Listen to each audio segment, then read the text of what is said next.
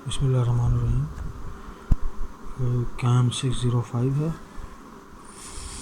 MSc chemistry second semester, और topic है ionic strength.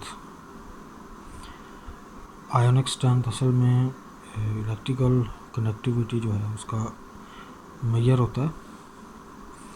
और जब आप इलेक्ट्रोलाइट को वाटर में डालते हैं, फॉर एग्ज़ाम्पल आपने सोडियम क्लोराइड को अगर वाटर में डाला तो उसमें आयंस बनते हैं पॉजिटिव प्लस नेगेटिव। और अगर आप इलेक्ट्रोलाइट की कंसंट्रेशन को बढ़ाते हैं वाटर के अंदर तो पॉजिटिव और नेगेटिव आयंस में इंटरैक्शन शुरू हो जाता है। यानी वो सोडियम और क्लोरीन जो हैं पॉजिटिव और नेगेटिव आयंस, उनके दरम्यान में इंटरैक्शन शुरू हो जाता है। तो दो फैक्टर्स वहाँ पर ऑपरेट करते हैं। पहला है attraction of unlike charges, unlike charges की अट्रैक्शन आपस में, जिससे दोबारा मिलके वो सोडियम क्लोराइड बन जाएगा।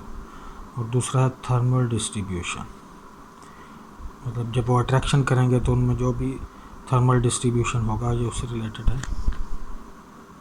क्योंकि जब पॉजिटिव और नेगेटिव आयंस आपस में मिलते हैं तो वहाँ पर जो एनर्जी है वो रिलीज़ होती है।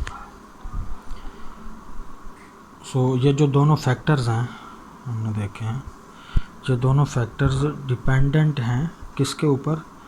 आयोनिक कंपोजिशन के ऊपर। यानी दोनों जो फैक्टर्स हैं अट्रैक्शन और थर्मल डिस्ट्रीब्यूशन, ये डिपेंड करते हैं total ionic composition of the electrolyte के ऊपर। और इसको जी.एन. लीविस ने आयोनिक स्ट्रेंथ का नाम दिया। ये जो सारे फैक्टर्स हैं के कंसंट्रेशन बढ़ने की वजह से क्या उसमें असर होगा इलेक्ट्रोलाइट की कंसंट्रेशन पर, तो उसको जी.एन. लीविस ने आयोनिक स्ट्रेंथ का नाम दिया। ठीक है, जो कि आयोनिक कंपोजिशन पे डिपेंड करती है इलेक्ट्रोलाइट की। आयोनिक स्ट्रेंथ को अगर हम म्यू से रिप्रेजेंट करें तो ये इक्वेशन है mu is equal to 1/2 summation of M I और जेड आई स्केयर। यहाँ पर म्यू आयोनिक स्ट्रेंथ है, ये समेशन का साइन है। एम आई मोलैलिटी है, मोलैलिटी हम कहते हैं number of kilogram of the solute पर केजी ऑफ द सॉल्वेंट। जो भी मोलैलिटी होती है आपने पढ़ा होगा उसके बारे में। एम आई मोलैलिटी है और जेड आई जो है वो है चार्ज, जो भी आयंस के ऊपर चार्ज होता है ये उसको रिप्रेजेंट करता है। तो इनकी समेशन का हाफ जो है वो आयोनिक स्ट्रेंथ के इक्वल होता है। इनकी समेशन का जब 1/2 करेंगे, हाफ करेंगे, तो वो आयोनिक स्ट्रेंथ है। अब आयोनिक जो स्पीशीज़ हैं, अगर हमारे पास 3 आयोनिक स्पीशीज़ हैं या 3 से ज़्यादा हैं, यानी 1 2 3 फॉर एग्ज़ाम्पल 1 2 3 4 आगे चल रहे हैं, तो उनकी आयोनिक स्ट्रेंथ कैसे हम सम करेंगे, मालूम करेंगे कि mu is equal to 1/2 m1 z1 square. यहाँ पर m1 मोलैलिटी है 1 स्पीशी की और z1 चार्ज है 1 स्पीशी का और उसका स्केयर है, plus m2 z2 square. m2 दूसरी जो स्पीशी है उसकी मोलैलिटी है और z2 दूसरी स्पीशी का चार्ज है, और m3 z3 square. m3 molality है 3 स्पीशी की, z3 चार्ज है 3 स्पीशी का, और इसी तरह से प्लस सो ऑन। ये आगे चलता जाएगा, जितनी भी स्पीशीज़, जितने भी आयंस मौजूद होंगे वो सॉल्यूशन में ये आगे चलता जाएगा। यहाँ पे एग्जांपल हम देखते हैं। फॉर एग्जांपल सोडियम क्लोराइड या हमारे पास पोटाशियम सल्फेट है, तो इनके लिए क्या होगा कि mu is equal to 1/2 N2 m plus z plus square. m plus molality है पॉजिटिव आयन की, जो यहाँ पर सोडियम है, इसकी मोलैलिटी होगी सॉल्यूशन में। z प्लस इसका चार्ज होगा, उसका square, plus m negative z negative और उसका स्केयर।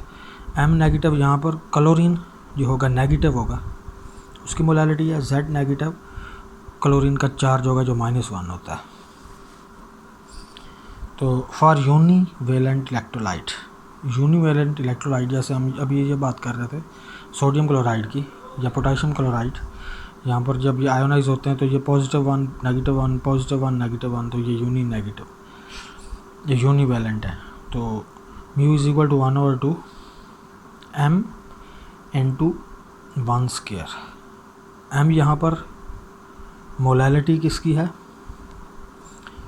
पॉजिटिव आयन की, 1 इसका +1 चार्ज है, इसका भी +1 प्लस m, यहाँ पर आप अगर कर दें m पॉजिटिव, यहाँ पे m नेगेटिव कर दें तो m नेगेटिव हो जाएगा। नेगेटिव स्पीशी जो है उसका चार्ज, उसकी मोलैलिटी मल्टीप्लाई बाय 1 उसका चार्ज, उसका स्क्वायर। सो यूनिवेलेंट इलेक्ट्रोलाइट के लिए जो आयोनिक स्ट्रेंथ है वो इज इक्वल टू होता है उसकी मोलैलिटी के। जब आप इसको करेंगे ना, हल करेंगे, ये आएगा 2m डिवाइडेड बाय 2, यानी ये 1 का स्क्वायर 1 ही होगा, ये भी 1 का स्क्वायर 1 होगा, m प्लस m ये होगा 2m हो जाएगा डिवाइडेड बाय 2, तो ये 2 ये कैंसिल हो जाएंगे, इज इक्वल टू मोलैलिटी। तो यूनिवेलेंट इलेक्ट्रोलाइट के लिए आयोनिक स्ट्रेंथ जो है वो उस इलेक्ट्रोलाइट की मोलैलिटी के इक्वल होता है। दूसरी एग्जांपल है 0.2 मोलल पोटाशियम सल्फेट। जब पोटाशियम सल्फेट पानी में आयोनाइज होगा, पानी में डालेंगे तो ये 2K पॉजिटिव बनेगा और SO4 2 नेगेटिव बनेगा। सो यहाँ पर जो पॉजिटिव आयन की मोलैलिटी है वो डबल होगी क्योंकि 2 आयन्स बन रहे हैं। तो 0.2 जो मोलल है इसको 2 से मल्टीप्लाई करेंगे तो m पॉजिटिव की मोलैलिटी 0.4 क्योंकि ये 2 बन रहे हैं, और m नेगेटिव वही होगी क्योंकि ये एक ही आयन बन रहा है, चार्ज 2 है लेकिन आयन एक है, तो मोलैलिटी उतनी होगी जितना हमारे पास मोलैलिटी का सोल्यूशन है। नेगेटिव आयन की मोलैलिटी Z पॉजिटिव, इसका चार्ज है जो 1 है पॉजिटिव आयन का, Z नेगेटिव, नेगेटिव आयन का चार्ज है जो -2 है।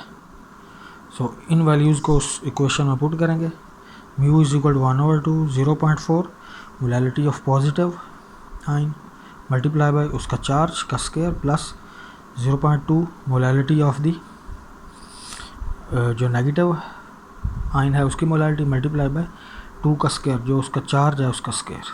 इसको हल करेंगे तो ये 0.2 आएगा। सो ये इसकी आयोनिक स्ट्रेंथ होगी।